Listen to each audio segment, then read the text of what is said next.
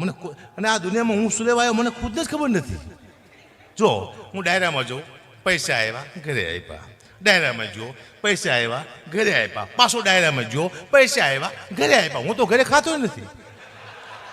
તો હું પૈસા ઘરે શું લેવા આપું છું? હું કે દાડીઓ છું, મજૂર છું? અરે હું શું કોણ આ દુનિયામાં? દુઃખની વાત છે.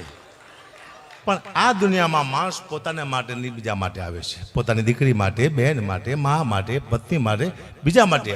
પોતાના માટે માણસ કોઈ આવતો જ નથી. અને પત્ની હમતી નથી કોઈ ભાઈ. જ્યારે પુરુષ ઘરે જાય ને એટલે પત્ની એક જ વાત કરીને પાણી નથી પાતી. પેલા એ છોકરાની ફી બાકી છે, બાટલા લાવવાના છે, આના પૈસા આપવાના છે, તમે આટલા મોડા કેમ આવ્યા? નક્કીની ખબર હોય છે કે માથી કેટલું દેવાનું છે, કોઈએ ગાયું દીધી છે, કોઈને માર્યું હોય છે, કોઈનું અપમાન કર્યું છે, પત્નીને ખબર જ નથી.